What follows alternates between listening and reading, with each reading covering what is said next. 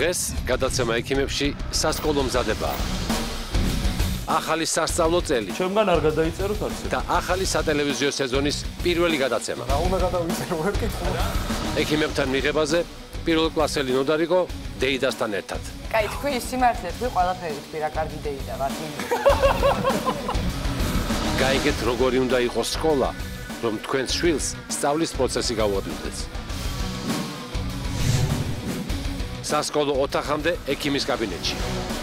მოისმინეთ წინა სასკოლო რჩევები. 1 საათის განმავლობაში მაინც ყოველდღე ბავშვს გაასეირნეთ სუფთა ჰაერზე. ლევანი ექიმის სასკოლო მზადება შვილებთან ერთად.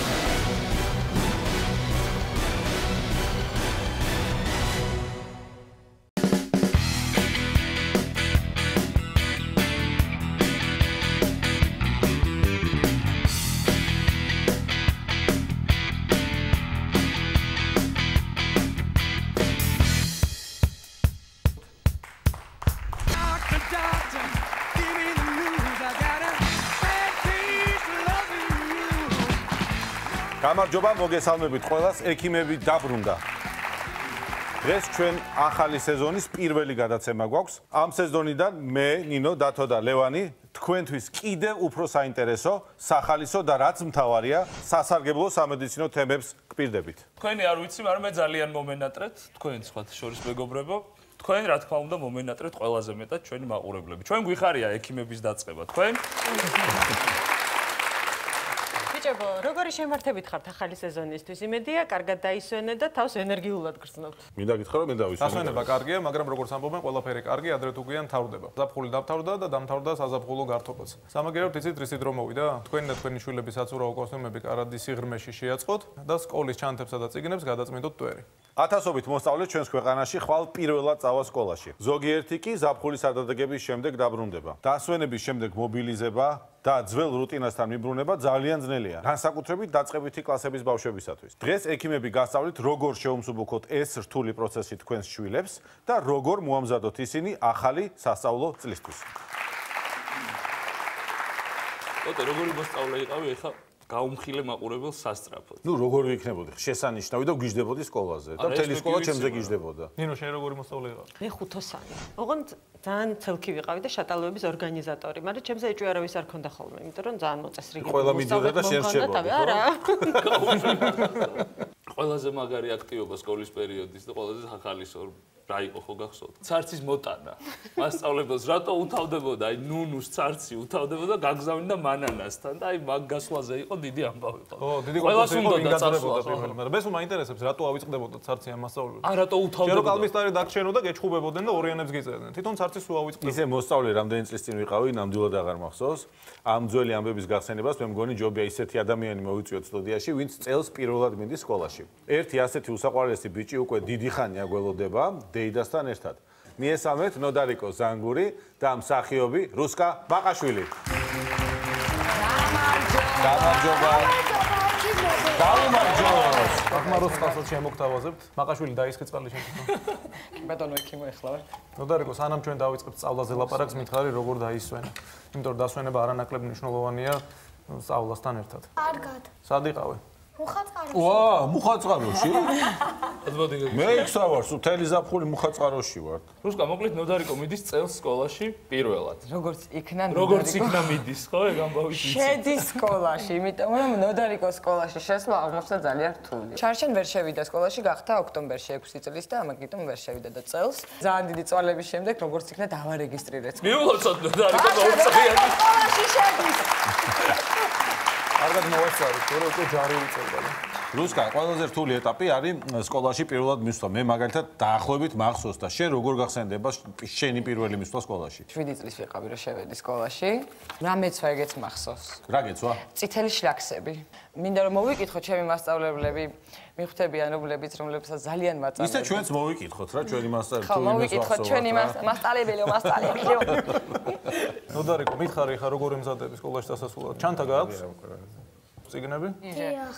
დიახ, როგორი წიგნებია? ძიმე ხო არ არის ძალიან? არა. არა, ეგ ძალიან კარგია, თორემ ძიმე ჩანთის დარება ძალიან ცუდია. წერა კითხვა იცი უკვე? მართლა, ესე კი პირველ კლასში ისე შედიხარ, რომ წერა-კითხვა უკვე იცი და იქ რაღა უნდა აკეთო. დღეს გააფერადოს, გაერთოს ეს ბავშვი ჯობია, მე მგონი, იმიტომ რომ ხვალიდან მოუწევს უფრო აქტიური ჩართვა სკოლის პროცესებში. ხა. და ბაღში დადიოდა? შევიყვანეთ წლინახევრის. ანუ ამ ბავშვის სახში გაჩერება არის შეუძლებელი და როგორც კი წლინახევრის გახდა ეგრე გავჩერეთ. ოღონდ როგორ ბაღში იცი რომ შაბათსაც ბაღში იყო. ეხლა შენზე რო ამბობს დეიდა შენი რომ ძალიან ცელქიაო და ანგრევს ყველაფერს და ლეწავსო, ეხლა გითხარი როგორი დეიდაა ეს. კარგად იქცევა? აუ რაღაც ისე გახედა. არა, მე მივხვდი აქ რაც ხდება. რა რეპეტიციად სახში თქვი რა კაი. ადგილი უნდა გაუწავო. ჩამსვი ერთი შუაში. ხო, აშინებს ეს ბავშვს. დაჯექი ჩემი ძმა. არავისი არ ეშინა ამით საერთოდ. კაი, თქვი სიმართლე, თქვი ყველაფერი, თქვი რა კარგი დეიდა ვართ, მიდი. სკოლაში კი მიდიხარ და უნდა დაიწყოს სწავლა განათლება და შემდეგი ეტაპი, სანამ ჯარში წახვალ, მაგრამ ვინ გინდა რომ გამოხვიდე მე სკოლას რო დაამთავრე? კარატისტი. ვა. თქვენ სკოლაში შესვლისთანავე გინდოდათ ექიმობა თუ იყო არა, მე მეხანძრებული? მინდოდა მსახიობობა. პატარაზე ხარ აცდენილი ვინ არის? საერთოდ, როდესაც სწავლის დაწყება ახლოვდება, მშობლების ყურადღება მიმართულია მხოლოდ ძირითადად სასკოლო საყიდლებზე. ახალი ტანსაცმელი, რვეულები, კალმები, ეს ძალიან კარგია, მაგრამ არანაკლებ მნიშვნელოვანია დრო გამოყოთ სამედიცინო ნაწილისთვისაც. სკოლაში მისვლის წინ რეკომენდებულია, რომ ბავშვები ექიმთან რუტინულ შემოწმებაზე მივიყვანოთ და დავწმუნდეთ, რომ ყველაფერი რიგზეა და ბავშვი მზადაა სკოლაში წასასვლელად. არსებობს რამდენიმე საკითხი, რასაც ყველაზე დიდი ყურადღება უნდა მივაქციოთ. ეს რომ უფრო დასამახსოვრებელი გაგვეხადა თქვენთვის და ჩვენი მაყურებლისთვის, ჩვენ პატარა ვიდეო მოგიმზადეთ. მოდი ვნახოთ სკოლისთვის მზადების სამედიცინო ნაწილი. ბევრმა არ იცის, რომ ბავშვის სკოლაში მიყვანამდე აუცილებელი არის, რომ მშობლებმაც შეასრულონ საშინაო დავალება. ექიმების რეკომენდაციაა, რომ სანამ ბავშვს სკოლაში მიიყვანთ, რამდენიმე აუცილებელ ფაქტორს უნდა მიაქციოთ ყურადღება. ეს არის ჩემი მოხალისე სესილი, რომელიც დღეს გაივლის შემოწმებას. მზად ხარ სესილი? დია. წავედით.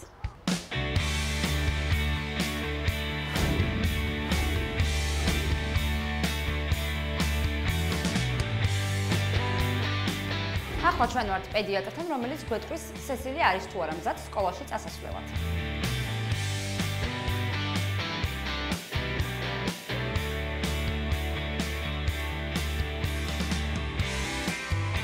სესილი თავისი კლინიკური ლაბორატორიული მონაცემებით არის პრაქტიკულად ჯანმრთელი და თავისუფლად შეიძლება უკვე პირველ კლასში ბავშვის მიღება. წონა, სიმაღლე აბსოლუტურად აკმაყოფილებს 6 წლის ბავშვის მონაცემებს და თავისი განვითარებითაც, თავისი მეტყველებით განვითარებით ბავშვი შეესაბამება სკოლის უმცრო სასკოლო ასაკს.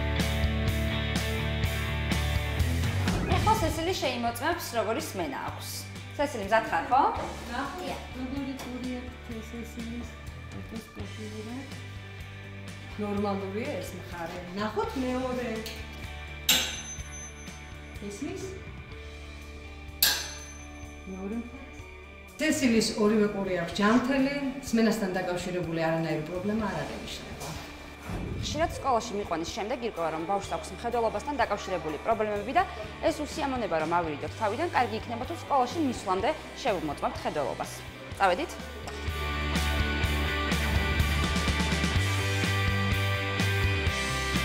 ჩვენი კლინიკა გახსოვილია ყველა იმ აპარატურით, რომელიც საჭიროა ბავშვთა გამოკვლევისათვის. აი სესილის შემთხვევაშიც ჩვენ ჩავატარეთ ეს გამოკვლევა.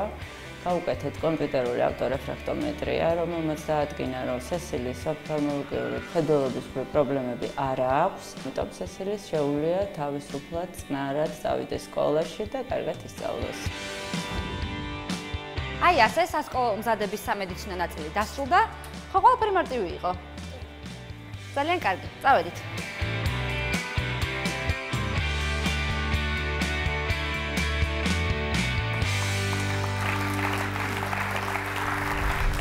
ვისაც ეს ყველაფერი ჯერ არ გაგიკეთებიათ, დროს ნუ გადაკარგავთ, დარწმუნდით, რომ თქვენი შვილები სკოლისათვის ყოველმხრივ მზად არიან. ნოდარიკომ გაიარა ეს სამედიცინო შემოწმება? ნოდარიკოს გავლილი აქვს აბსოლუტურად ყველაფერი. ჩვენ ახლა კიდევ ერთი ექიმი შემოგვიერთდება, ჩვენი კოლეგა და კიდევ გადავამოწმოთ ერთხელ ნოდარიკო ფიზიკურად არის თუ არა მზად სკოლაში პირველ კლასში შესასვლელად. მიესალმეთ ევექსის დიაგნოსტიკური ცენტრის პედიატრი ცოტნე ბესელია.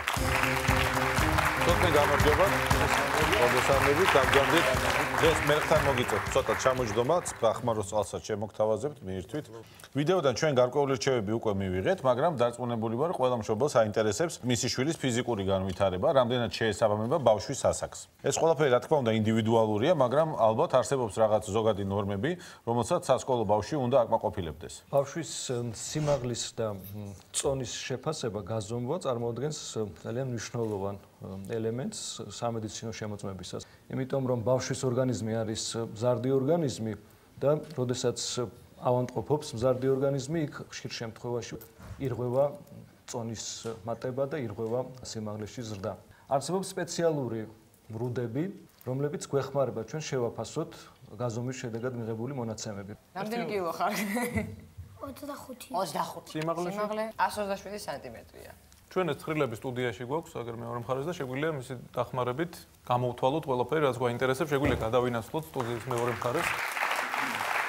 აი ეს გახლავთ ცხრილი, რომლის საშუალებითაც ჩვენ შეგვიძლია გავზომოთ, რამდენად შეესაბამება ბავშვის სიმაღლე მის ასაკს, ხო? აი მაყურებლისთვის უფრო გასაგები რომ იყოს რა მრუდებია ეს თუ შეიძლება რომ გითხრათ. ეს არის ჯანდაცვის სოფლიო ორგანიზაციის მიერ მოწოდებული მრუდები, რომლითაც ჩვენ შეგვიძლია შევაფასოთ 5-დან 19 წლამდე ასაკის ბიჭებში, რამდენად შეესაბამება ბავშვის სიმაღლე მის ასაკს. სიტყვაზე ჩვენი ნოდარიკო არის 6 წლის და 9 თვის ეს წერტილი უნდა მოვნიშნოთ. 6 წლის და 9 თვის ბიჭთან სიმაღლე არის 127 სანტიმეტრი. ნოდარიკოსი ეს არის დაახლოებით აქ. დაახლოებით აქ არის. ამის გაყოლებაზე. დიახ. ახლა აქ რამდენიმე მრუდს ვხედავთ ჩვენ. ეს შუალედი, აი ეს შუალედი. დიახ. ითვლება ნორმის იდეალურ ვარიანტად. გამოდის რომ ნოდარიკო ცოტა უფრო მაღალია. ცოტა უფრო მაღალი. შემდეგ, როდესაც ქვევით მივდივართ, ანუ მესამე მრუდისკენ, სიმაღლის სიდიდე ქვეითდება და შესაბამისად სიდიდის გავრცელება ამასოკობრივ ჯგუფში სიხშირე შესაბამისად მცირდება. ანუ მივდივართ ნორმის ქვედაზღვრისკენ.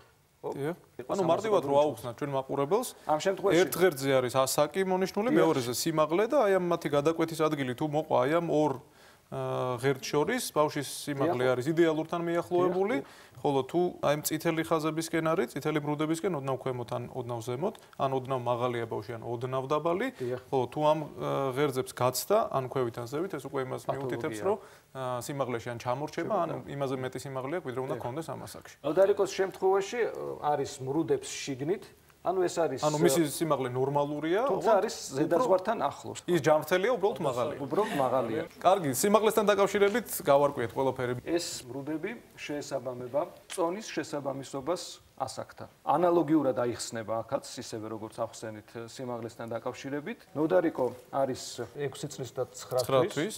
წონა რამდენია? წონა არის 25 კილოგრამი, ხო? 25 კილოგრამი. 25 კილოგრამი. ამ შემთხვევაში შეიძლება ითქვას, რომ ეს ბიჭუნა აბსოლუტურად ჯანმრთელია, მისი წონა ახლოს არის იდეალურთან. დიახ. შესაბამისად, ნოდარიკო იმსახურებს აპლოდისმენტებს, იმიტომ რომ მისი ფიზიკური განვითარება არის თითქმის იდეალური. დიდი მადლობა, ძალიან საინტერესო იყო. ჩვენ კიდევ გვაქვს თქვენთან შეკითხვები, თუ შეიძლება გადავინაცვლოთ სტუდიაში. ცოტნე გარდა ფიზიკური განვითარებისა ძალიან მნიშვნელოვანია ფსიქომოტორული განვითარების შეფასება. განუმარტოთ მაყურებელს, რას გულისხმობს მოტორიკა და როგორ შეიძლება მშობელმა სახლის პირობებში შეამოწმონ განვითარებული აქვთ თუ არა ბავშვებს ეს უნარები. ეს არის პირველ რიგში, რამდენად სოციალური არის ბავშვი, რამდენად კომუნიკაბელურია, კეთილგანწყობილი, უფროსების მიმართ, თანატოლების მიმართ, რამდენად შეუძლია მას თამაში თავის თანატოლებთან, რამდენად იულად სცილდება დედას. ამ ასაკში უკვე მიჯაჭვულობა დედის მიმართ უნდა იყოს შემცირებული. გარდა ამისა, როდესაც სოციალურ სფეროს ვაფასებთ, აქ უნდა შევაფასოთ ასევე, რამდენად იცავს ბავშვი ელემენტარულ ეტიკეტს, იცის მისალმება, დამშვიდობება, ბოდიშის მოხდა, რამდენად შეუძლია მას თვითმომსახურება, რომელიც აუცილებლად დასჭირდება. მაგალითად, რამდენად იცის გახდა და ჩაცმა. რამდენად თქვათ შეუძლია რომ ტუალეტში შევიდეს დამოუკიდებლად, რამდენად შეუძლია მას იგივე თვალყბილების გამოხეხვა ხო, პირად ჰიგიენის წესების დაცვა და ასე შემდეგ. ფსიქომოტორული განვითარების შეფასება გულისხმობს ასევე მოტორიკის შეფასებას, ხო? ანუ ეს არის უნარები, როგორ ფლობს ბავშვი ტევანს, ხო? ეს ძალიან მნიშვნელოვანია, იმიტომ რომ ჩვენ შევაფასოთ წერისთვის მზაობა. როგორ ვამოწმებთ ამას? ეს საინტერესოა. რამდენად შეუძლია პლასტელინით გამოძერწოს საგნები ბავშვს, რომელიც დაახლოებით 3/4 ნაწილისგან შედგება. რამდენად შეუძლია მას გადმოხატოს გეომეტრიული ფიგურები. როდესაც ხატავს რამდენად შესწევს მას უნარი ფურცელი დაიჭიროს მეორე ხელით. რაც შეეხება ნოდარიკოს, მე მინდა გითხრათ, რომ სანამ თქვენ საუბრობდით, აი ამ ძალიან მოკლე დროში ყველაფერი ის, რაც თქვენ ჩამოთვალეთ, პლასტელინითაც გამოძერწა, დაწერა, წაიკითხა და ყველაფერი გააკეთა. რაც მოვიდა შრომობს კაცი. წონა და სიმაღლე ვნახეთ, რომ იდეალურთან მიახლოებული აქვს და მე მგონი ძალიან მაგარი ბიჭია და მე მგონი მზად არის ის, რომ წავიდეს სკოლაში და გაატაროს იქ ძალიან ბედნიერი წლები. გარდა ყველაფერი ამისა, რაც ჩამოთვალეთ, კიდევ რა უნდა იცოდეს მშობელმა ბავშვის სკოლაში მიყვანამდე? როდესაც სკოლისთვის ვამზადებთ ბავშვს, აუცილებლად უნდა გავამახვილოთ ყურადღება შემდეგ საკითხებზე. ეს არის იმუნიზაცია. რამდენად სრულყოფილად აქვს მას ჩატარებული აცრები, რომელიც შეესაბამება მის ასაკს. სკოლაში მოუწევს მას დიდი რაოდენობის ბავშვებთან ურთიერთობა და შესაბამისად სკოლაში ინფექციის გავრცელების რისკი, რა თქმა უნდა, არის უფრო მაღალი. ამიტომ ამას აქვს ძალიან დიდი მნიშვნელობა. 6 წლის ასაკში მას უნდა ჰქონდეს ძირითადი აცრები უკვე ჩატარებული. ძალიან დიდი მადლობა კარგი ინფორმაციისთვის. მე მგონი მაყურებისთვის ეს ყველაფერი საინტერესო იქნება და დიდი მადლობა კიდევ ერთხელ მობრძანებისათვის. ცოტა ხანში ექიმებში. სკოლა და ალერგია. ალერგია ხანდახან ისეთ რთული ფორმით ვლინდება, რომ ძალიან მძიმე შედეგი შეიძლება დასრულდეს. სექტემბერში სკოლაში დაბრუნება ნებისმიერი მოსავლისთვის სირთულეებთან არის დაკავშირებული, მაგრამ ყველაზე რთული ეს პროცესი, რა თქმა უნდა, მათთვის არის, ვინც პირველად შედის სკოლაში. საუკეთესო საშუალება ბავშვის სკოლაში პირველად მისთვის გასაადვილებლად არის სკოლაში წინასწარ მისვლა და ექსკურსიის ჩატარება. სკოლის დათვალიერებისა და მომავალი მასწავლებლების გაცნობის შემდეგ ბავშვმა ასე თუ ისე იცის რას უნდა მოელოდოს სწავლის დაწყების პირველივე დღეს. და შესაბამისად ნაკლებად ისტრესება. ექიმებმა ასეთი ექსკურსია რამოდენიმე იღბლიან პირველ კლასელს ბრიტანულ-ქართულ აკადემიაში მოუწყო. ვნახოთ ვიდეო.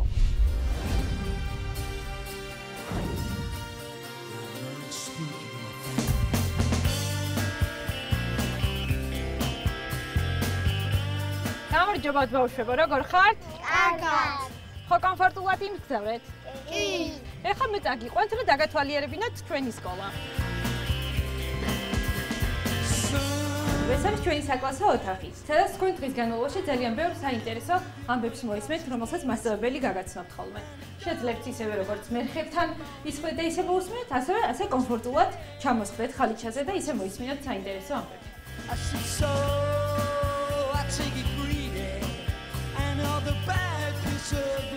აი ეს არის ჩვენი ბიბლიოთეკა. გამოდით აი იქ ჩამოვსხდეთ. ძალიან ბევრი საინტერესო წიგნები გვაქვს, რომელსაც თქვენ მთელი წლების მანძილზე შეძლებთ რომ წაიკითხოთ და გაიცნოთ ბევრ საინტერესო ისტორიებს.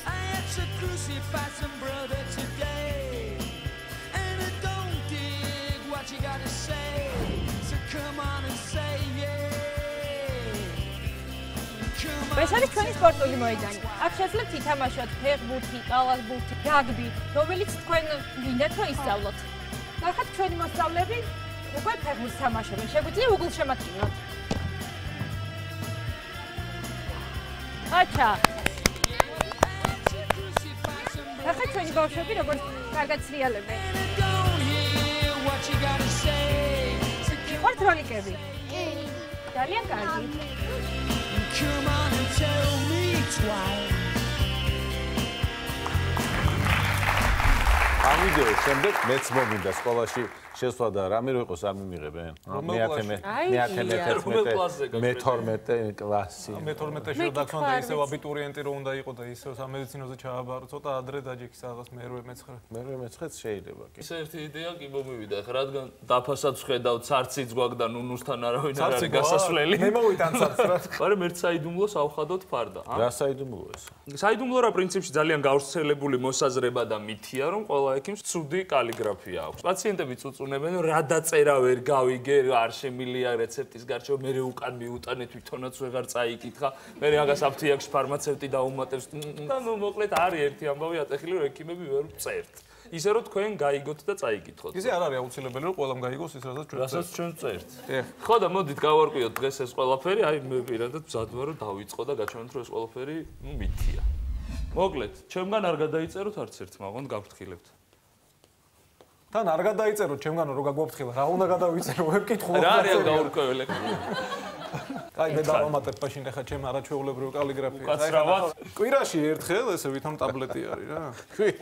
კვირაში ერთჯერ საღამოობით. ამის შემდეგ ახლა ხოლმე გავუკეთე მე. აბა კოტე ლამაზად დაწერს პლასტიკური ქირურგია. და თან კარგად ხატავს, ვიცით ეგ ამბავი ჩვენ.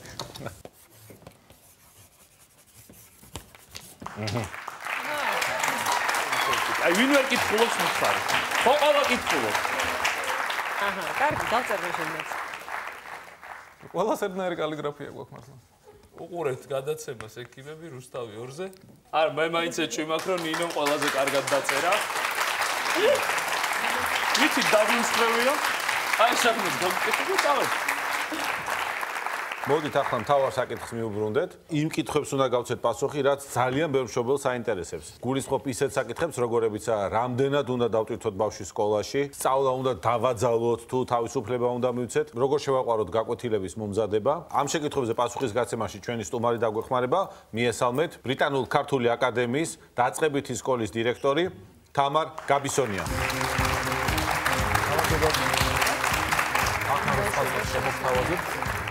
ბავშვი სკოლაში შეყვანის დროს მშობლის თავარი საფიქრალი არის ხოლმე ის თუ როგორ შეეგუება ბავშვი ახალ გარემოს და აი იმ სკოლის რეჟიმს რომელიც მისთვის აქამდე უცნობი იყო.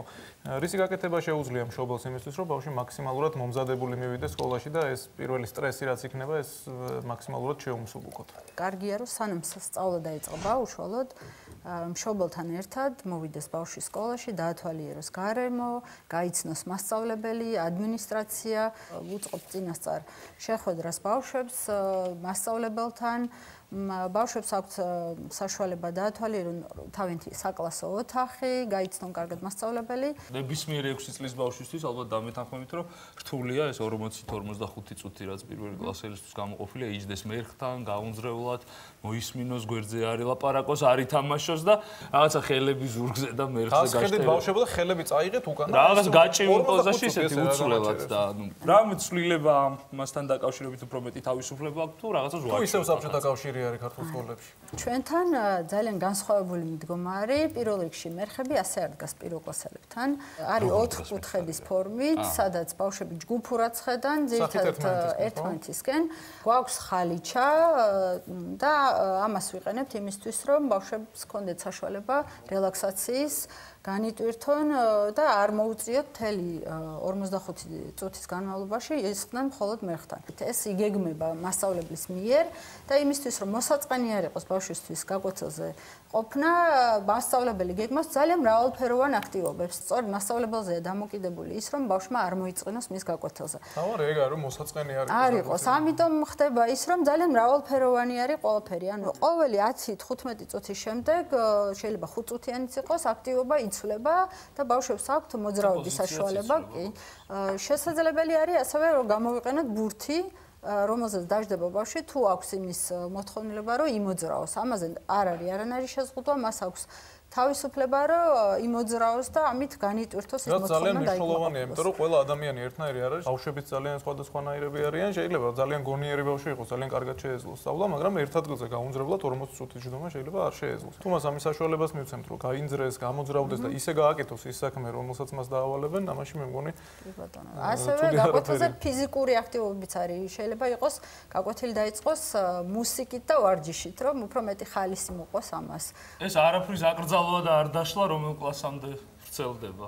დაწყებითებში ამას განსაკუთრებით მნიშვნელობა აქვს იმისთვის, რომ ბავშვს ჰქონდეს დადებითი განწყობა სკოლის მიმართ, არ ჰქონდეს სიძულველი. ჩვენთან შემიძლია ვთქვათ ამამად, რომ მშობლებს ბევრჯერ უთქვიათ, რომ ჩემს შვილს უხარია სკოლაში მოსვლა და ეს რა თქმა უნდა, როგორც სკოლის წარმომადგენელისთვის არის საკმაოდ ბედნიერი რამ. აი მე დავიხანე ესე. წავიდა კოტე დაწყებით კლასებში. აი ეს. აღზევია. თუმცა რა თქმა უნდა, როცა უნდა იდეალური გარემო უნდა შეიქმნას საკლასო ოთახში და მეთანხმებით, რომ ძალიან ბავშვს ეზარება თვითონ სწავლის პროცესი და სწავლა. და ეს მშობლებისთვის არის ყოველთვის საკმაოდ დიდი დილემა, უნდა დააძალოს ბავშვს გაკვეთილების მომზადება. როგორ ჯობია, უნდა მისცეს თავისუფლება ბავშვს და უშუალოდ დაძალების დროს შეიძლება იმის საშიშროებაც შეიქმნას, რომ საერთოდ შეეზიზღოს სწავლა და არასოდეს აღარ მოვიდეს. პირველ კლასში განსაკუთრებით ძალიან მნიშვნელოვანია, რომ საერთოდ არ იყოს დავალება, ან ძალიან მინიმალური. ეს იმისთვის, რომ ბავშვს არ კონდეს ნეგატიური განწყობა და თუ რაღაცა მოხდა რომ მარტო თვითონ ვერ გააკეთა სახლში, ამან არ იმოქმედოს მასზე ნეგატიურად. შემდეგ კლასებში იმატებს, რა თქმა უნდა, მაგრამ ძალიან მცირე არის მაინც დავალებების რაოდენობა, რადგან მცირეწლოვანი ასაკის ბავშვისთვის მნიშვნელოვანია, რომ კონდეს ფიზიკური დატვირთვის საშუალება დღის განმავლობაში და თუ ის სკოლიდან წასვლის შემდეგაც დაждდება და მხოლოდ დავალებებში ასრულებს, მას ამის საშუალება, რა თქმა უნდა, არ ექნება და ეს მის ჯანმრთელობაზე ნეგატიურად აისახება. ანუ საჯარო სკოლაში შეიძლება არ იყოს ასეთი პირობები მშობელმა, როგორ უნდა შეათავსოს, ესე ვთქვათ, იდეალურთან მიახლოებულად, რომ არც ძალიან გადაწვას, ასე ვთქვათ, ბავშვი ამ დავალებებით და მეცადინეობით, დროც საკმარისი დაუტოვოს, ვთქვათ, თამაშისთვის, ახლა სპორტზე სიარული თამაშია ბავშვისთვის ამ ასაკში. ხო და ეს ზღვარი როგორ უნდა დაიცვას, რა რეკომენდაციას მოგცემთ? თუ მეცადინეობს ბავშვი, მშობელმა ყოველთვის პოზიტიურზე გააკეთოს აქცენტი, იპოვოს ისეთი რამ, რით შეუძლია რომ შეაქოს, იყოს კონკრეტული აუცილებლად ჩეკების დროს და უბრალოდ კარგი გოგო ხარ, არ არის ისეთი ეფექტური როგორც კონკრეტულად ის რომ აი რა კარგად დაწერე რაღაცა, რა კარგად მოიფიქრე, რა კარგი პასუხი მიიღე, რა კარგად დახატე, აი რა კარგი ფერები შეარჩიე და არავითარ შემთხვევაში არ ურჩევდი მშობლებს რომ მათ აი დასჯა გამოიყენონ ამ დროს. ეს აუცილებლად იქამდე მიიყვანს რომ შეზიზღდება ბავშვის საგანი რომელსაც მას აძალებენ. ფოთაშორის ძალიან ბევრჯერ მინახავს რომ აი პირველი, მეორე, მესამე კლასელი ბავშვი დაყავთ ხოლმე უამრავ ადგილზე, უცხო ენაზე, სპორტზე, ტანვარჯიშზე, რაღაც მილიონ რაღაცას დადის ხოლმე გათანგულები ბრუნდებიან ხოლმე ბავშვები სახლში ამ ყველაფრის შემდეგ. რა ასაკიდან არის თქვათ მისაღები რომ აი ესე დამატებითი რაღაცა აქტივობების სწავლის თვალსაზრისით დაუმატო, თქვათ ხატვაზე, მუსიკაზე და ასე შემდეგ რო ვატარებთ. თუ ბავშვმა რა თქმა უნდა თვითონ გამოხატა ინტერესი ამ შემთხვევაში უფრო დადებით გავლენას იქონიებს ის ბავშვზე, აუცილებლად, როცა ითხოვს რომ გთხოვთ ხატვის წრეზე შემიყვანეთ, ეს მას აინტერესებს. ჩვენ არ ვთქვა რა გინდა თუ არა ვიოლინოზე უნდა იარო. რა თქმა უნდა, ეს მნიშვნელოვანია იმისთვის რომ მას არ შევაძულოთ ვიოლინოზე დაკვრა, ხო? ასევე მნიშვნელოვანია რომ პატარა ბავშვს მცირეწლოვან ასაკში ჰქონდეს თავისუფალი თამაშის საშუალება. რაც არ უნდა ვთქვათ რომ სპორტი და ხატვა თამაშია, ის მაინც რაღაც გარკვეულწილად დაგეგმილი აქტივობაა და როცა დაგეგმილია, ის ბავშვს თავისუფლებას ართმევს და ამიტომ ეს მათთვის ფუფუნება კი არა აუცილებლობა. ეს აუცილებლობა არის ნამდვილად. როგორ ხდება ის, როდესაც ბავშვი ან არ უჯერებს მასწავლებელს და რას გამოიყენებს, ბავშვი ის კარგად არ იქცევა. თავიდან როცა ბავშვი მოდის სკოლაში, მას აცნობენ ქცევის წესებს კლასში. წესების შემუშავება ხდება ბავშვებთან ერთად, ბავშვების თავიანთ აზრს გამოთქვამენ, თუ როგორი წესები შეიძლება იქონდეთ მათ კლასში. შემდეგ ხდება რაღაც გარკვეული რიტუალის მსგავსი, სადაც ხელს აწერენ. ფიცდებენ ასე ვთქვათ, რომ ისინი თანახმარიან, რომ მათ მიერ შემუშავებულ წესს დაიცვან. კონსტიტუცია ქვია მას სკოლის, ხო? კლასის კონსტიტუცია შეიძლება დავარქვათ. და არის შემთხვევები, რომ ძალიან ბევრიც, როცა ამ წესებს თვითონ ბავშვები არღვევენ, მაგრამ თვითონ ბავშვები მიუთითებენ ერთმანეთს, რომ ჩვენი შემუშავებული წესი დაარღვიე, ან მასწავლებელმა შესაძლებელია, რომ უბრალოდ პოზიტიურად მიუთითოს, რომ ჩვენ ხომ შევთანხმდით და ამიტომ რაზეც შევთანხმდით, ის უნდა შევასრულოთ. იგივე ალბათ მშობლებმა უნდა განახორციელონ სახლში, როცა სკოლაში არ არის ბავშვი, ეს იგივე კონსტიტუციას ვრჭალებში ვთქვათ, სახლის პირობებში შეთანხმება უნდა გააფორმოს, ხო? ურთიერთშეთანხმება, სადაც ორივე მხარე თანახმაა რაღაც წესებზე. და სულ მაინტერესებდა, არის თუ არა მაგალითად თქვენთან აკადემიაში ფორმა? სკოლის ფორმა გვაქვს, დიახ. და რა უპირატესობას ანიჭებთ ამას? მე მაგალითად ვთვლი, რომ ეს გარკვეულწილად თავისუფლების შეზღუდვაა. კი ბატონო, შეიძლება ორი მხარე იყოს ამ შემთხვევაში, ერთი რომ ზღუდავთ თავისუფლებას, მაგრამ მეორე მხრივ არის ამაში დადებითიც ის, რომ არ ხდება რაღაც თანასწორ პირობებში არიან, არ ხდება ჩაგვრა ამ ჩაცმის კუთხით ყველა ერთ. და დადებითი ისიც აქვს, რომ რაღაც დისციპლინის გარკვეულ ჩარჩებში მაინც და იმის ფსიქოლოგიურად იმის აღქმაც აქვს, რომ სკოლაშია რაღაც ახალ წასაწევს მოწესრიგებულია. თამნა მოდით შევაჯამოთ ჩვენ დღევანდელი საუბარი და მშობლებს მივცეთ რამოდენიმე რჩევა ძირითადი, მიუხედავად იმისა, თუ რომელ სკოლაში მიყავთ ბავშვს, თქვენი სკოლა იქნება თუ სხვა საჯარო სკოლა, როგორ უნდა მიუდგნენ დასწრებით კლასებში შვილების განათლებას. აი თვითონ მშობელმა რა უნდა გააკეთოს იმისთვის, რომ ბავშვისთვის სკოლა იყოს კომფორტული. უმჯობესია გავაცნოთ სკოლა, მისცეთ საშუალება რომ მივიდეს, გაიცნოს მასწავლებელი, ნახოს გარემო, მისი საკლასო ოთახი. რომ გადალახოს ის პირველი უცხობა, რაც შეიძლება სკოლასთან იყოს დაკავშირებული, ეს მისთვის ნაკლები სტრესის მომტანი იქნება შემდეგ უკვე პირველი დღე. სკოლიდან დაბრუნების შემდეგ მეტი თავისუფალი დრო და ნაკლები რაღაც გადატვირთული დაგეგმილი აქტივობები. კიდევ ერთი მნიშვნელოვანი რამ იქნება, რომ რაც შეიძლება მეტი შექება ბავშვს, კონკრეტული შექება და წახალისება, როცა ის რაღაცას აკეთებს, მშობელი ყოველთვის უნდა ეცადოს, რომ დაინახოს დადებითი დაუფასოს ის მონდომება. ჩვენ როგორც ექიმები კიდევ დავამატებთ, რომ აუცილებლად 1 საათის განმავლობაში მაინც ყოველდღე ბავშვი გაასეირნეთ სუფთა ჰაერზე. ეს ძალიან მნიშვნელოვანია, სწავლასთან და თამაშთან ერთად ეს მისი ჯანმრთელობისთვის ძალიან სასარგებლო იქნება და მასწავლებლებსაც ვთხოვოთ, რომ ხშირად გააღონ ხოლმე ფანჯრები და გაანიავონ საკლასო ოთახი. ძალიან დიდი მადლობა. ყველა შემთხვევაში ორიგინალური ადგილი და წარმატებულ სასწავლო წელს გისურვებთ. ბევრ კარგ მოსწავლეს. ძალიან დიდი მადლობა მოგზაურობისთვის. ცოტა ხანში ექიმებში. ლევანი ექიმი შვილებს სკოლისთვის ამზადებს. ზაფხულის განმავლობაში ჩვენ საკმაოდ ბევრი შეკითხვა დაგვიგროვდა მაყურებლისაგან და მოდით ერთ-ერთი მათგანი მოვისმინოთ.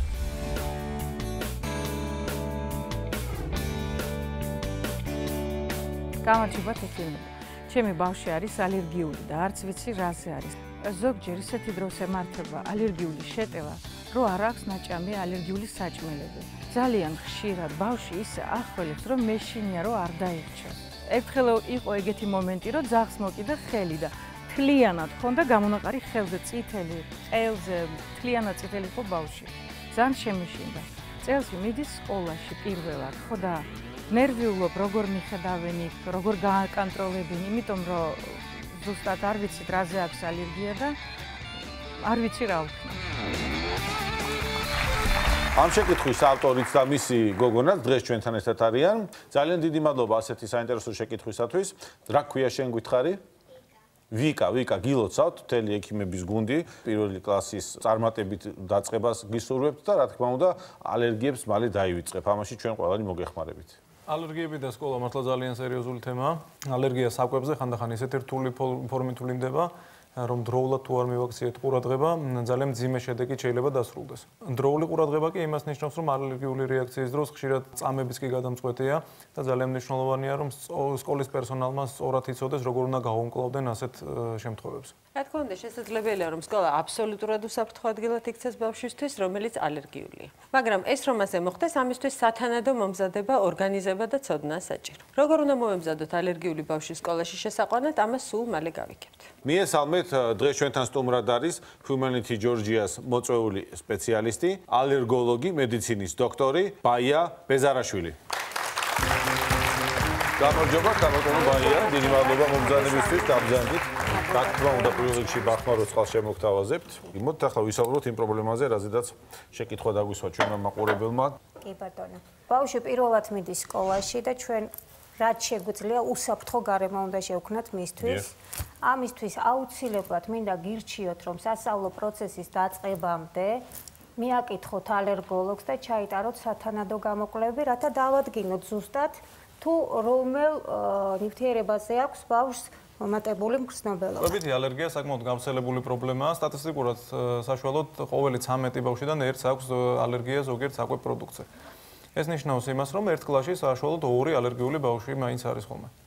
პირველ რიგში რა უნდა გააკეთოს მშობელმა, რომელსაც ალერგიისკენ მიდრეკილი ბავშვი სკოლაში პირველად მიაყოს? პირველ რიგში ჩემო კარგო, აუცილებლად პედაგოგიც და სასწავლო დაწესებულების медპერსონალიც უნდა გავაფრთხილოთ თქვენი შვილის ალერგიული განწყობის, კი ბატონო, სავარაუდო ალერგიული განწყობის შესახებ.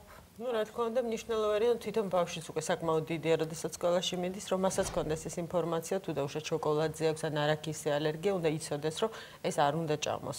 შეიძლება პატარა მიცოდეს, რომ არაქისზე აქვს თქვათ ალერგია, ძალიან გონიერი არსებები არიან ბავშვები, მინდა გითხრა და ისე კარგად უფრთხილდებიან ხოლმე თვითონ. კი, იციან, რომ ეს არ მეჭმება, მაგრამ შეიძლება მეგობარმა ბოლოს და ბოლოს მიაწოდოს შოკოლადი, რომელშიც ან ამ სხვაში შეიძლება იყოს რაღაცა არაქისის კარაქი. ამიტომ თუ ჩვენ დავაკვირდით, დედის დაკვირვებას აქვს ძალიან დიდი მნიშვნელობა. მე ყოველთვის ვიძახი, რომ 50-50-ზეა, 50% რომ მე სწორედ გამოვიკვლიო პაციენტი, მივცე სწორი დანიშნულება და დედაზე, რაც უფრო პატარა ასაკის არის ბავშვი, რომ სწორად შეასრულოს დანიშნულება, სწორედ დაიცვას ბავშვი გარემო არახელსაყრელი პირობებისგან. არ მინდა შეგაშინოთ, მაგრამ პრობლემის სიბრტყე რო ბოლომდე გავიგოთ, 1-2 სიტყვით უნდა შევეხოთ იმასაც, თუ რა შეიძლება მოხდეს მწვავე ალერგიული რეაქციის დროს. ზოგჯერ საკვების მიღებიდან რამდენიმე წუთში ან წამში შეიძლება ანაფილაქსიური შოკი გამვითარდეს. ეს არის უკიდურესად მწვავე, პოტენციურად მომაკვდინებელი ალერგიული რეაქცია. ანაფილაქსიური რეაქციის დროს ჩვენი ორგანიზმი გამოყოფს ძალიან ძლიერ მოქმედ ქიმიურ ნივთიერებებს, რის გამოც ორგანიზმი პირდაპირ შოკში ივარდება. სისხლის წნევა მოულოდნელად ეცემა და სასუნთქი გზების შეშუპების გამო იმდენად ვიწროვდება, რომ სუნთქვა უძნელდება ადამიანს. ფოტოზე ხედავთ ბავშვს ანაფილაქსიური შოკის მომენტში. ამ დროს შეშუპებული აქვს თომე სახე, კუთუთოები, თუ ასეთ დროს ადამიანს დროულად არ გაუწიეთ სამედიცინო დახმარება, ყველაფერი შეიძლება ძალიან ცუდად დასრულდეს, ეს სიცოცხლისთვის საშიში მდგომარეობაა. საერთოდ სკოლის გარემოში, რა თქმა უნდა, საკვების გარდა მრავალი რაღაც არსებობს, რასაც შეუძლია გამოიწვიოს ალერგიული რეაქცია. მაგალითად, სუნამოები, ფლომასტერი, მტვერი, ნივთიერები, რომლებიც საღებავების შემადგენლობაში შედის. იმის თქმა მინდა, რომ საერთოდ არ არის აუცილებელი, რომ ბავშვს ჰქონდეს მაინც და მაინც კვებითი ალერგია. ანაფილაქსიური შოკის გამოწვევა შეუძლია ძალიან ბევრ სხვა ფაქტორსაც, რომელიც მას სკოლაში ხვდება. გეთანხმებით, ნინო. განსაკუთრებით იმატებს ხოლმე მომართვიანობა ბრონქოსპაზმის განვითარებით და აგრეთვე ანაფილაქტოიდური მდგომარეობის განვითარებით სასწავლო პროცესის დასაწყისში და ჩემ თავს უსმევ ხოლმე ხშირად კითხვას, რა იწვევს ყოველივე ამას. ზაფხულის პერიოდში მიმდინარეობს სარემონტო სამუშაოები. შენობა ვერ ასწრებს კარგ ვენტილაციას, კი ბატონო და გარდა ამისა საკლასო ოთახების დალაგებას აწარმოებენ საკმაოდ მკვეთრი სუნის ქიმიური საშუალებებით.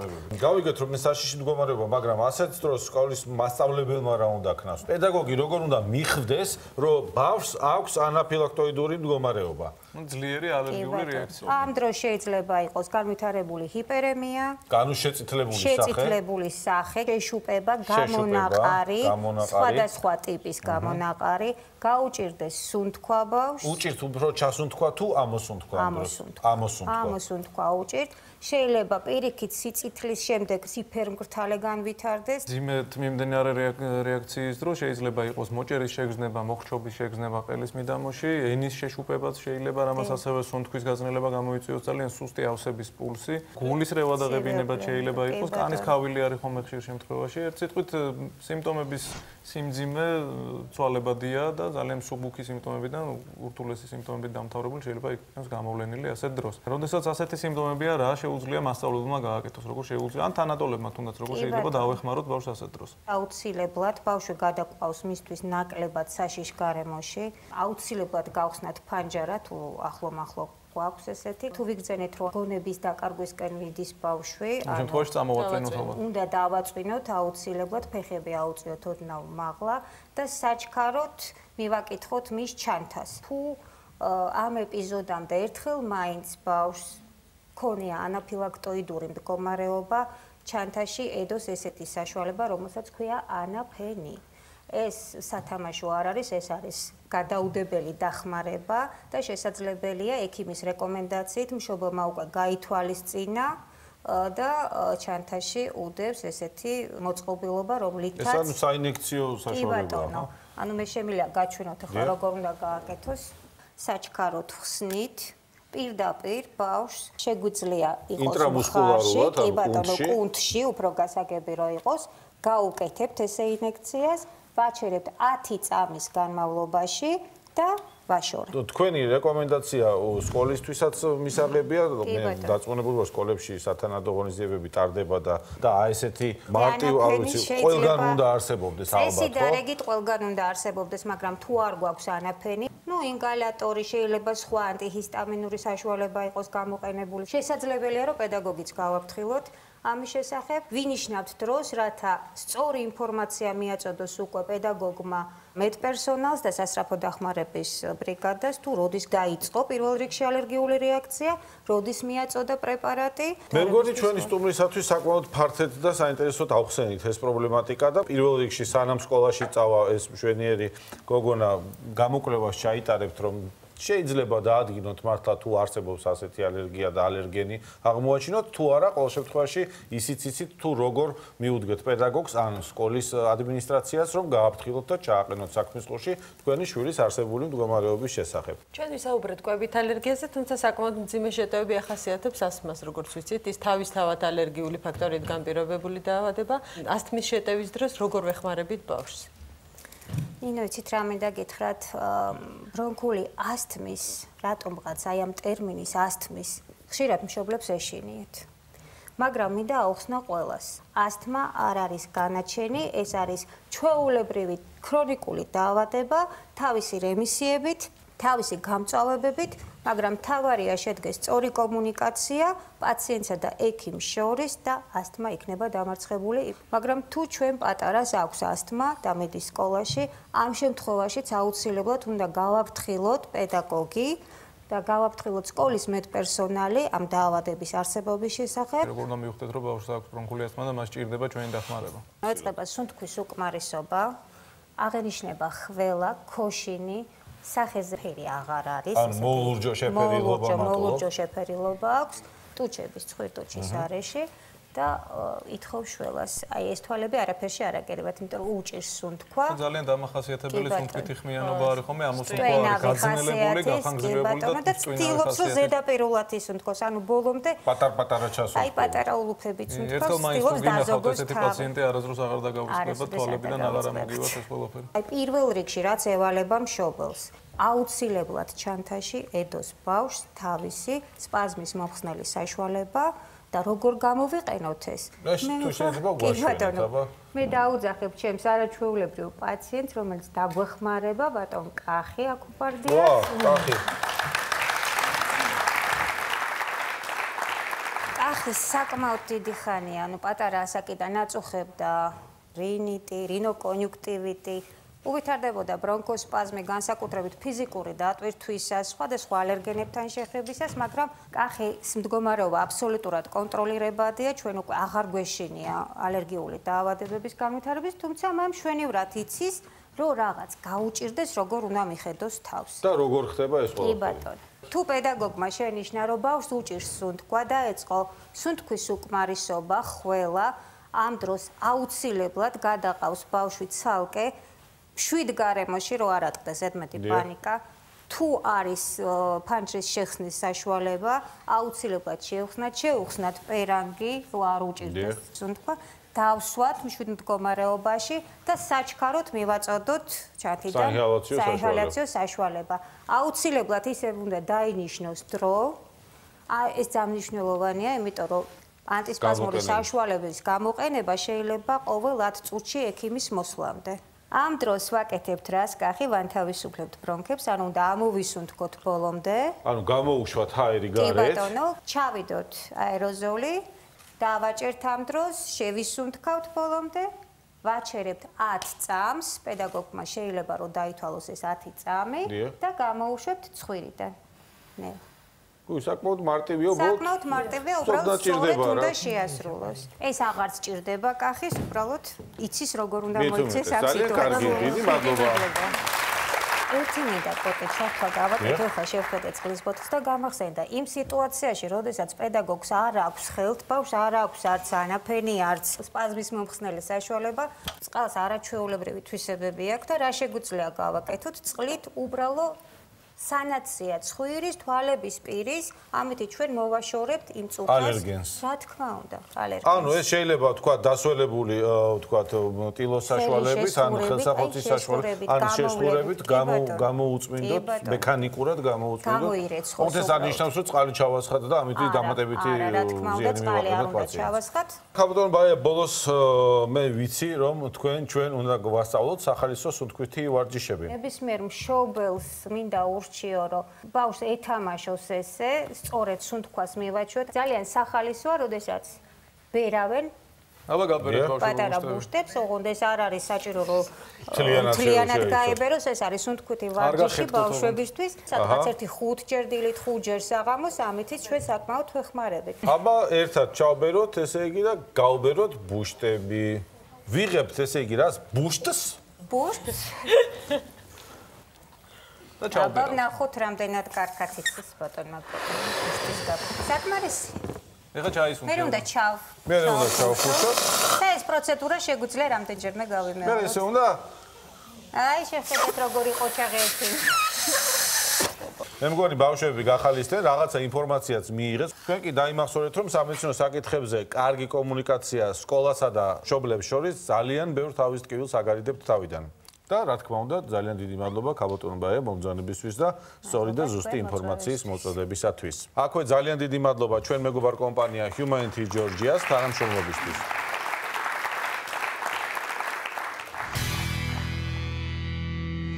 სტრესის, ღელვისა და ნერვიულობის გარდა სკოლისთვის მზადებას ერთი ძალიან სახალისო ნაწილიც აქვს. პრინციპში ეს ნაწილი მხოლოდ ბავშვებისთვისაა სახალისო, მშობლებისთვის კი ძირითადად დიდ თავისტკივილთან ასოცირდება.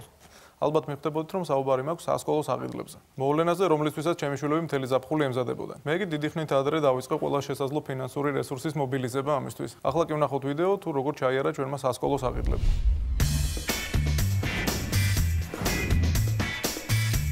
შოპინგი ბავშვებისთვის ყოველთვის სახალისოა, მაგრამ მე მოგიმზადებ რჩევები იმისთვის, რომ სახალისოსთან ერთად შოპინგი იყოს სასარგებლოც.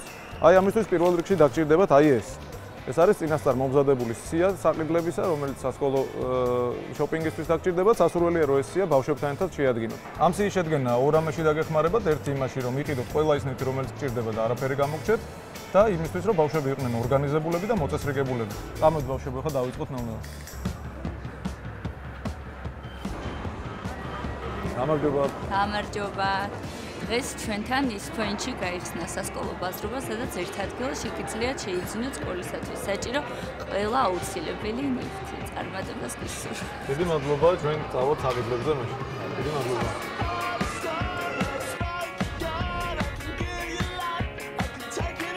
აბა რა სათვალიერებთ ახლა ბიჭებო?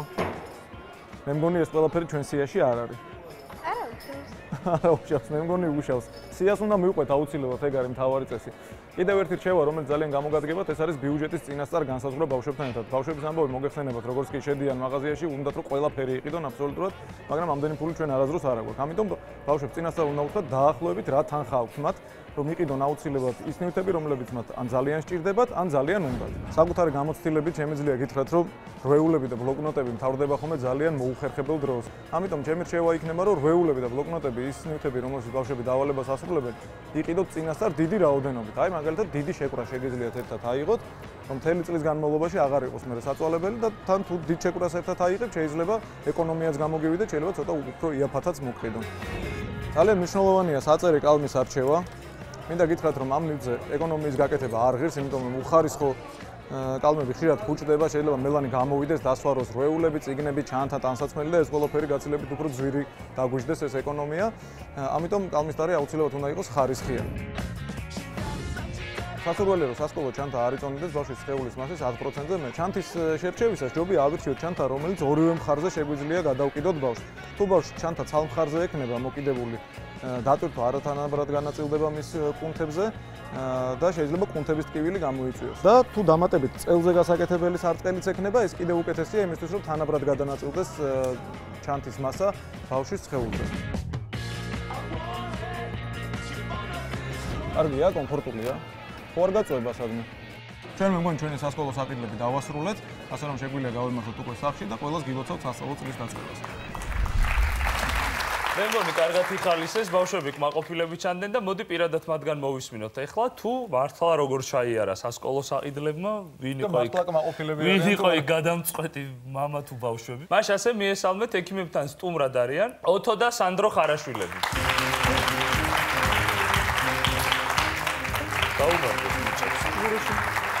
კარგი იყო საყიდლებზე მამასთან ერთად. კი, ძალიან მოგვეწონა. განსაკუთრებით რომელი ნაწილი მოგეწონა? კაი ვიყიდოთო თუ ამბობდო თუ არა წამო სხვაგანაც ვნახოთო? რავი, ორივე. ორივე იყო, ხო? ეს ძვირია და უფრო იაფიანი ვეძებოთო? ეგ იცი არაფერი არ მithქვა. ეგ არ მომეწონა. ისე გიხარია სკოლაში დაბრუნება? არა. არა ხო? მე კი. რატო არ გიხარია ხარა თქვი ახლა? არ უყვარს, აი, არ მიყვარს. რა არ გიყვარს? სწავლა თუ სკოლაში სიარულის პროცესი? რა უხრა? არა, სკოლაში დილით რის ნახევარზე ერთი და იგივე ხმამას მის. ოთო, ავდექით. მაიცა მარტო შენ გაღვიძებე? ჯამბობენ ოთოს და მე მეუნება აუმიდირა სანდრო გააღვიძე.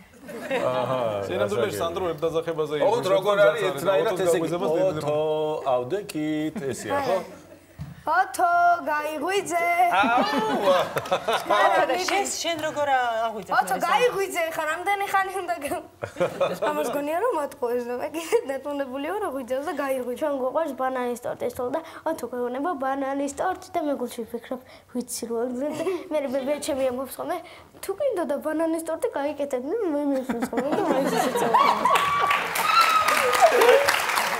დილით რამხიარულებო გვაქვს სახში ხედავთ ხო? შენ მოიცადე ჩანთები ჩალაგებული გაქვთ ხოლმე დილაობის თუ დილას ავაგებთ და მე საღამოს ხოლმე სკოლაში ჩანთებს და მარტო პარასკევებს მოგვაქვს სახში. იქ ვაკეთებ დავალებებს და მე მოვდიოდი. და მოიცა კარგად თუ არ იმეცადინე ხა შენ მაინტერესებს მითხრავით რომ აი ახლა ლევანი როზის აქ მამა შენი გიბრაზდება? ჰა? არა. არა, აი ძალიან კარგ სკოლაში დადიან სხვათა შორის ძალიან კარგად ამეცადინებენ და სახში იშვიათად აქვთ ხოლმე დავალება. თუმცა ისე უნდა ვთქვა რომ მაინც და მაინც არ ზარმაცობენ. და სპორტი? სპორტ ფეხბურთზე დავდივარ და ცურვა გვაქვს სკოლაში. ბრავო, შენ? მეც. ანუ მაქსიმალურად ჭადრაკი სპორტია რო იცოდე და ჭადრაკსაც სწავლობ სკოლაში. ხო, ჭადრაკი. ენერგიას მაგეთი არ ხარჯავთ. ჭადრაკი? თავარი რაც გავარკვიეთ არის ის რომ ამ ბავშვებს არ ეზარებათ სწავლა. ერთადერთი რის გამოც არ უნდათ სკოლის პერიოდის დაწყება ეს არის დილით გაღვიძება. მაგრამ აი იმ პროცესს რა უყოთ თუ სკოლაში არ წახვედი საყიდლებზე არ წაგიყვანენ და რა ვქნათ ეგ ამბავი როგორ დავთმოთ ეხა ჩვენ? არა, სკოლაში მაინც უნდა წავიდე საყიდლებზე რომ არ წამიყვანონ, იმიტომ რომ და პირიქით რო ავიღოთ თუ სკოლაში არ მიდიხარ საყიდლებზე არ წაგიყვანენ და რადგან საყიდლებზე უნდა წაგიყვანონ, ესე იგი სკოლაშიც უნდა წაგიყვანონ. მოკლედ ერთი დადებითი ამ ამბავში ის არის რომ საყიდლებზე მივდივართ ხოლმე სწავლის დაწყებამდე. ეგ ხო მაინც გიხარიათ ხოლმე. მაგ დროს გაღვიძება გიხარია. კი, მაგ დროს დროზე ადრე იღვიძებენ და მე მაღვიძებენ რომ დროზე საყიდლებზე. მოდი, ეხა ერთი საიდუმლო გავუფრთხილოთ მაყურებელს. რომელიმეს მოგწონთ მამა თქვენის პროფესია, ანუ ექიმობა გინდათ? მე. შენ ისე გეზარება დილას ადრიატონა, ხო? შენ რა საპირებ? მე არქიტექტორი ალბათ. აი, საინტერესოა. მოკლედ, ფაქტი ის არის, რომ ძალიან მაგარი ბიჭები ხართ. გავარკვიეთ ეს ამბავი, რომ საყიდლებზეც იყავით და კარგად გაერთეთ. ნუ რა ვქნა, დილით უნდა გაიღვიძოთ და უნდა კარგად ისწავლოთ, დარწმუნებული ვართ, ეს ყველაფერი ხვალიდან იწყება და გაგრძელდება მინიმუმ 1 წელი, როგორც არის ხოლმე და მე კიდე შემდეგი წელი და წარმატებებს გისურვებთ სწავლაში, დილით გაღვიძებაში, ექიმები კი ერთი კვირით გემშვიდობები.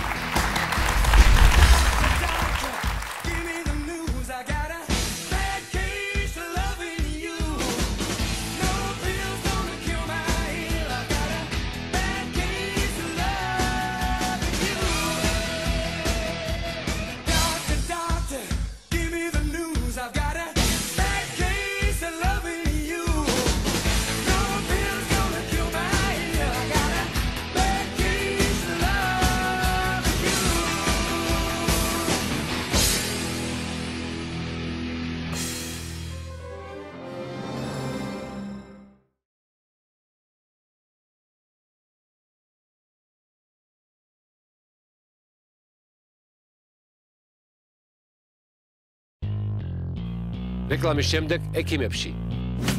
გაიგეთ, როგორ უნდა აქციოთ სკოლა თქვენი შვილების საყვარელ ადგილად. აკვეთილი დაიწყოს მუსიკით და ვარჯიშით, რომ უფრო მეტი ხალისი იყოს.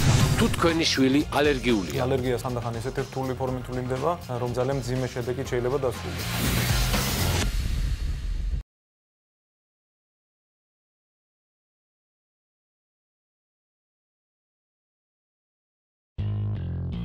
რეკლამის შემდეგ ექიმებში.